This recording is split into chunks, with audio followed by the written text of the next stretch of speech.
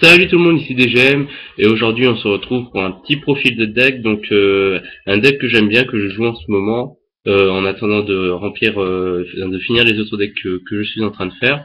Et c'est le deck Drag Unity Dragon Roller, que je trouve très puissant. Bon, je joue une version, il y en a d'autres que vous pourrez aller voir, donc c'est une version plus personnelle, j'ai pas envie de copier sur d'autres decks. Donc on va tout de suite passer à la deck clé, donc on a évidemment deux phalanx, pas trois, deux ça suffit. Je veux dire, une fois qu'on en a au cimetière même, normalement il n'y a pas besoin d'avoir le deuxième. Un Mistelaine qui suffit à la combo. Trois ducs qui permettent toujours de faire des synchros. Euh, un Reda et un Zephyros pour l'engine et pour faire la loupe. On a ensuite, vu que j'ai dit qu'on jouait Dragon Roller, trois tempestes, évidemment, donc pour aller chercher Phalanx et Mistelaine plus vite, et aussi pour son effet, vu qu'on joue pas mal devant pour aller chercher le dragon dans le deck. 3 Redox, vu que je joue des maxés, et 3 Blasters pour les 2800 d'attaque, et pour aller chercher une sentinelle de la cloche de feu que je joue en tech, étant donné que si par hasard j'ai pas possibilité d'utiliser mes dragunités, je pourrais toujours faire une 5 ou 8.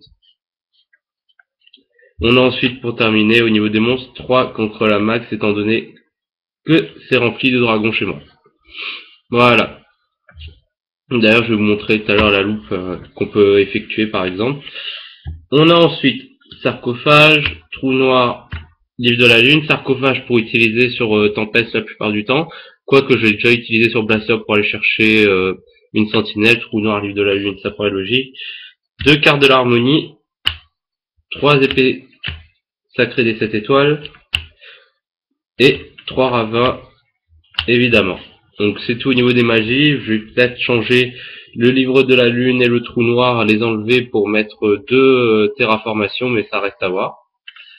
On a enfin, au niveau des pièges, parce que j'ai joué pas mal de pièges dans ma version, une trappe sans fond, retour de la dimension différente étant donné, que l'on joue les Dragon Rollers, trois battements d'ailes de Phoenix, parce que cette carte est juste surpuissante, et étant donné qu'on a toujours les Dragon Rollers qui sont presque un coup gratuit, je la joue x3, un dispositif, un avertissement, une force de miroir, et un château des âmes de dragon, que je trouve très puissant ici pour mettre des OTK, ou même pour avoir la possibilité de remplir la zone bannie pour utiliser Return derrière. Donc, au niveau de l'extra deck, donc on a, alors que je vérifie s'il est complet,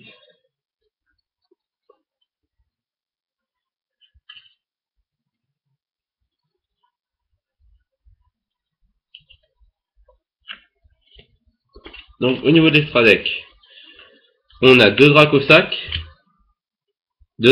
un Big Eye au niveau des rangs 7. Je pense enlever un Dracosac pour ajouter un Bouncer que je trouve très fort. Un Ptolémie, un Atum, au niveau des rangs 6. Ensuite, étant donné qu'on joue Dragunité, évidemment, 3 Vajrayana, Gaeder, qui permet de lancer la loupe.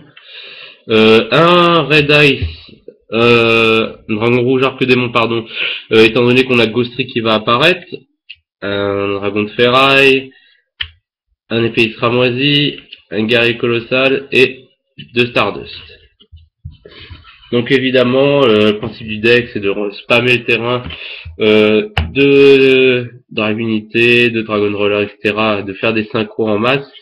Je vais voir, je vais vous sortir une petite main. Bon, étant donné que j'ai rangé le deck, ça risque de ressembler à rien.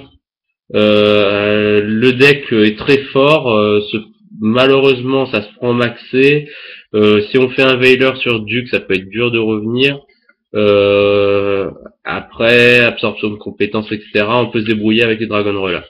Donc c'est un deck que j'apprécie, étant donné que Dragunité c'était mon premier deck, et qu'avec les Dragon Rollers, j'ai la possibilité de le jouer en version compétitive. Donc j'espère qu'on va pas avoir une main trop pourrie étant donné que j'ai mélangé.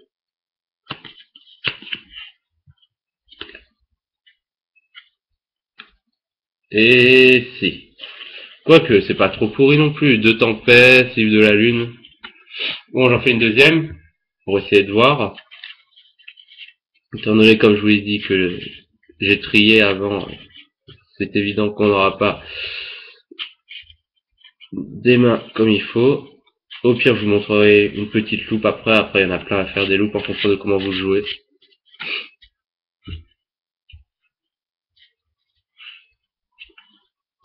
Bon, on va voir comme ça alors. Logiquement, oh oui, c'est bon. C'est même très bon. Donc,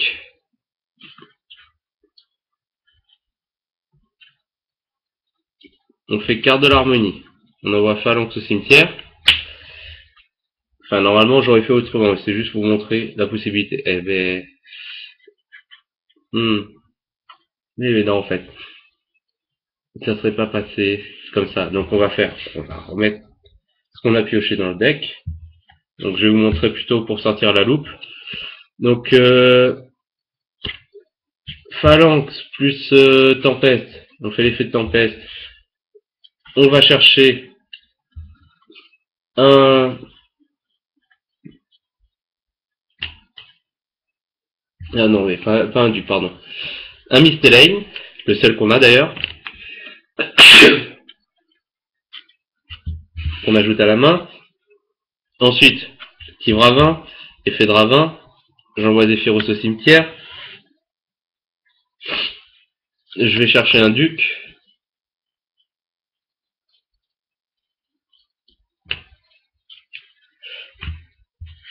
On invoque normalement duc. On fait l'effet, on invoque phalanx, effet phalanx. On le spé. Effet Mystélane, on envoie phalanx au cimetière. Pour l'invoquer spécialement, effet Mystélane, on équipe phalanx, effet phalanx, on le ramène. On fait une synchro. On va chercher... J'ai quoi en main? On va chercher Gaïzerg, qui est là. Donc la main était pas géniale, mais bon, il y a de quoi lancer la loupe. Effet Gaïzerg, pour envoyer le deuxième phalanx au cimetière au cas où.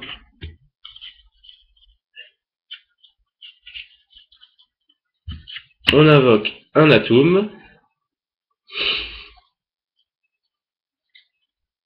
On fait l'effet d'Atum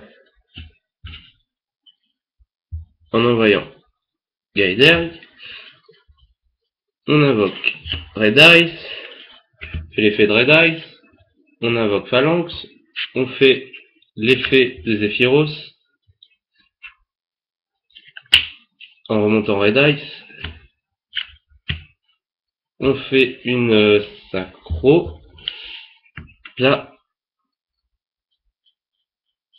on fait Vajrayana.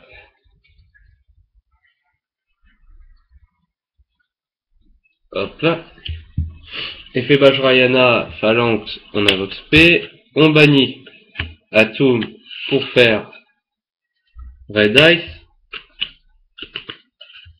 Effet Red Ice, on invoque Gaïzerg. Donc déjà, vous voyez là, on a un terrain déjà bien rempli. De quoi faire très mal à l'adversaire.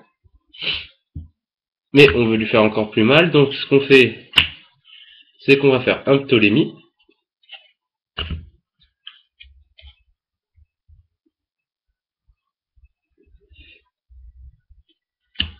Qu'on va remonter en main en envoyant Vajrayana au cimetière. On va remonter le Mystélane. On sacrifie Phalanx et fait Mystélane. On fait Phalanx avec Mystélane.